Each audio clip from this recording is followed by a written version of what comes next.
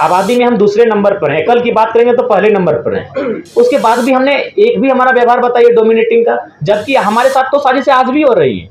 उदाहरण के लिए इंद्रजीत महतो, उदाहरण के लिए जगन्नाथ महतो। इस कोरोना काल में दो ही नेता डैमेज हुए, दोनों कुर्मियों के बेटे। क्यों भैया?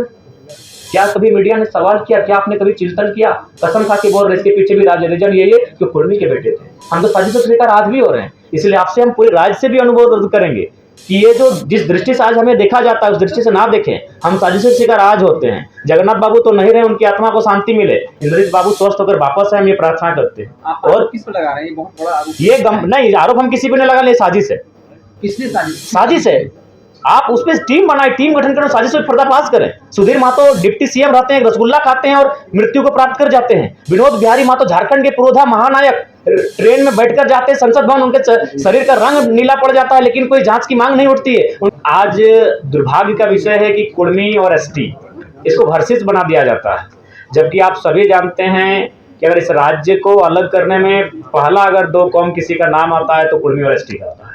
निर्मल महतो की वो बोली, उसकी आवाज, उसकी गूंज, उनके शरीर से बहता हुआ खून धरती पर टपकने के बाद वो सुगंध आज तक शांत नहीं हुई है, जिस शख्स के कारण ये झारखंड राज्य अलग हुआ, आजाद हुआ।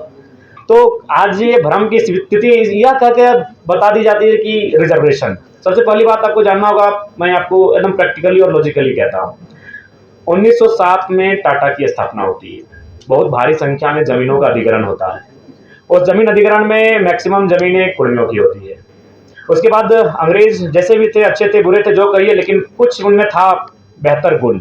उन्होंने देखा कि अगर ऐसा चलता रहा तो ये गरीब भोले भाले लोगों की जमीन लोग लूट लेंगे।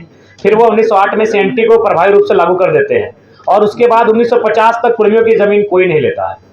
1908 में जैसे ही सीएनटी लागू होता है, 1907 में एकदम बड़ी बेरहमी से टाटा जमीन लेती है। 1908 में सीएनटी लागू होता है, 1950 तक कोई नहीं लेता है। लेकिन फिर यही बात खलने लगती है उद्योगपतियों की कि अगर किसी का जमीन आपको लेना है तो उसको शेड्यूल से हटाना होगा, उसको नॉन शेड्यूल करना होगा, अनशेड्यूल करना होगा, तभी जमीन लेने में सुविधा होगी। और 1950 में शायद दिसंबर का महीना या सितंबर का महीना उन्हें विदाउट नोटिफिकेशन के जैसे ही बाहर किया जाता है, 1951 में लगभग 50 कुर्मी गांव विस्थापित कर दिए जाते हैं एक झटके में। नाम होता है सिंदरी, जिसको आज हर्ल के नाम से आप जानते हैं। दौर शुरू हो जाता है। दौर का नाम आप बोकारो पहुंच जाते हैं, उस दौर में आप चांडिल डैम पहुंच जाते हैं, उस दौर में आप कोणार्क डैम पहुंच जाते हैं, उस दौर में आप तमाम कोलियरी पहुंच जाते हैं। और आज भी अगर आप विस्थापन को जानना चाहते हैं तो अगर आप बिना कुर्मी को जाने विस्थापन को नहीं जान सकते हैं। 1907, 1908, 1950 नोटिफिकेशन आउट होना, 1951 से सिंदरी प्लांट से ही तमाम एचईसी के भी अध्ययन कीजिएगा, कुर्मियों की जमीनें बहुत मात्रा में मिलेंगी। यानी एक बहुत बड़ी साजिश थी इनको शेड्यूल से हटाने की। अब देखिए विवाद ये होता है कि ये कौम अगर यहाँ एंट्री करती है तो इससे आदिवासी जो कौम अभी यहाँ है, अच्छा उसके बाद लोग तर्क देते हैं पहले 32 थे अब 36 हो गए, बाकी जो 4 आए किन्हीं ने अपोज नहीं किया, लेकिन इनको लगता है कि नहीं ये थोड़ा सा आबादी में ज़्यादा है। तो मैंने बार बार कहा कि एक रास्ता तैयार कीजिए। भारत एक ऐसा देश है जहाँ पशु पक्षियों का अधिकार है। आज जंगली हाथी लगातार 10 घरों का हमारा रोज तोड़ रहे हैं, लेकिन फिर भी हम उनको कुछ नहीं कर सकते क्योंकि भारत का संविधान कहता है, भारतीय संविधान आर्टिकल 48 स्पष्ट कहता है वन्य जीव संरक्षण।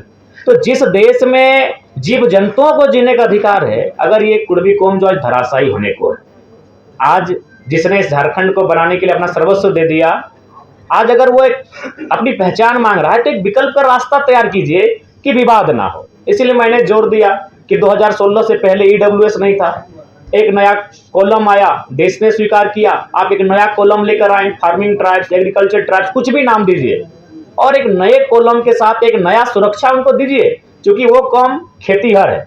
आज झारखंड में पहली आबादी आदिवासियों की, दूसरी कुर्मियों की, फिर अल्पसंख्यकों की आती है। क्या आपको एक भी टॉप बिजनेसमैन का नाम है या कुर्मियों का? थोड़ा सा ह्यूमैनिटी की बात कीजिए, छोड़ दीजिए, इस विवाद से थोड़ा बाहर आते हैं, मानवता के नाते थोड़ा कुर्मियों की बात कर लीजिए। एक भी बिजनेसमैन को आप जानते हैं?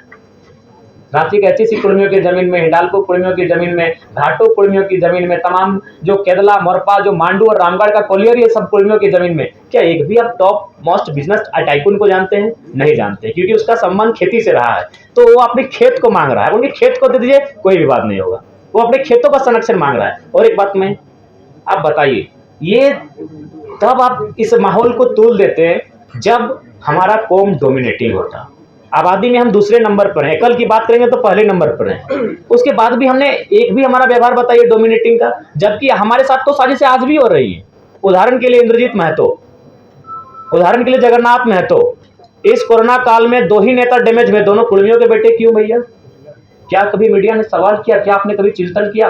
कसम खा के बोल रहे, इसके पीछे भी रीजन यही है कि कुर्मी के बेटे थे। हम तो साजिशों के शिकार आज भी हो रहे हैं। इसलिए आपसे हम पूरे राज्य से भी अनुरोध करेंगे कि ये जो जिस दृष्टि से आज हमें देखा जाता है उस दृष्टि से ना देखें। हम साजिशों के शिकार आज होते हैं। जगन्नाथ बाबू तो नहीं रहे, उनकी आत्मा को शांति मिले, इंद्रजीत बाबू स्वस्थ होकर वापस आए, हम ये प्रार्थना करते हैं। आप और किस पर लगा रहे हैं? ये बहुत बड़ा आरोप। ये नहीं, आरोप हम किसी पे नहीं लगा ले, साजिश है। किसने साजिश? साजिश है। आप उस पर टीम बनाए, टीम गठन करें, साजिश पर पर्दाफाश करें। सुधीर महतो डिप्टी सीएम रहते हैं, रसगुल्ला खाते हैं और मृत्यु को प्राप्त कर जाते हैं। विनोद बिहारी महतो झारखंड के पुरोधा महानायक, ट्रेन में बैठकर जाते हैं संसद भवन, उनके शरीर का रंग नीला पड़ जाता है, लेकिन कोई जांच की मांग नहीं उठती है, उनके शरीर का पोस्टमार्टम तक नहीं किया जाता। आज उनका भाई जिनता, उनका इंटरव्यू ले लीजिए, उनका शरीर का रंग चेंज हुआ था कि नहीं हुआ था। अरे हम आज भी साजिशों के साथ ही भैया। अलग झारखंड के राज्य के समय तो जो कत्ल हुआ था वो हुआ ही था भैया। हम आज भी, इंद्रजीत महतो उसका प्रमाण है, उसका एक ही कसूर था, बेचारा कुर्मी का बेटा था। अगर वो नहीं होता तो इलाज भी होता तगड़ा और आज बहुत कम समय ठीक होके आ जाता। हालांकि हम अभी भी प्रार्थना करते हैं, आप भी प्रार्थना कीजिए वो ठीक होके आए। तो हमारे साथ भैया साजिश आज भी हो रही है। जब भी झारखंड का टॉप लीडर का मर्डर हुआ है तो याद रखिए वो कुर्मी का बेटा होता है।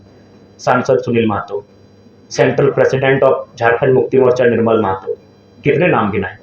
तो इसलिए हम चाहते हैं कि हमारे कौम को लेकर जो दृष्टि बनाई जा रही है थोड़ा सा उसको पॉजिटिव बनाया जाए। हमारी लड़ाई संरक्षण की है। आप हमारी जमीनों को, हमारी भाषा को संरक्षण कर दीजिए, कोई भी बात नहीं रहेगा। ये नौकरियों की लड़ाई नहीं है। जमीन के संरक्षण के लिए कुर्मी को सीएनटी में डाला नहीं, सीएनटी के बावजूद अगर आपको शेड्यूल से को हटा देते हैं ना तो प्रभाव कम हो जाता है। सीएनटी तो है, अभी छवि रंजन जैसे IAS पूरा लूट के चले जाते हैं। सीएनटी के साथ अगर शेड्यूल में होते तो आसानी नहीं होता जमीन अधिग्रहण करने का। क्योंकि हम पिपरवार गए थे, वहाँ के जो पदाधिकारी, उनसे बात हुई कि अब 12 गंजू परिवार का जमीन आता है, 12 को जॉब देना हो, क्योंकि इनका अलग ही कानून है। गंजू थे कि भोक्ता याद नहीं आ रहा है, और जतरा वाले, टाना भगत वाले 12 आते हैं, 12 को जॉब देना होगा। क्योंकि शेड्यूल जो होता है इनका जमीन लेने में थोड़ा सा असुविधा होता है, आसानी से जमीन का हस्तांतरण नहीं होता है। तो इसीलिए 1950 में उनको साइड किया गया। एकदम लॉजिक प्रैक्टिकल, ज्यादा कोई विवाद मत कीजिए, एकदम सीधा। 1907 में टाटा का स्थापना होना, भारी संख्या में जमीन, भारी संख्या के 15,000 एकड़, और काम कर रही है मात्र 3,000 एकड़ में। 1908 में सीएनटी का लगना, 1950 तक जमीनों का ना लिया जाना, 1950 में इसको शेड्यूल से हटाया जाना, और 1951 में सेंद्रीय कारखाना तैयार हो जाना। बस सिलसिला शुरू। 1958 में, 1964 में, 1972 में, 1986 में वो सिलसिला शुरू। तो ये जो डिमांड है वो संरक्षण का है। हम लोग अगर गवर्नमेंट में आते हैं, क्योंकि भारत देश जहां आर्टिकल 48 ए कहता है जीव जंतुओं की रक्षा करना, तो हम लोग जरूर इस पर एक नया कॉलम, एक नई तरकीब लेकर आएंगे ताकि विवाद का भी समाधान हो जाए और उनकी मांग को भी एक आज़ादी मिले, एक समर्थन मिले।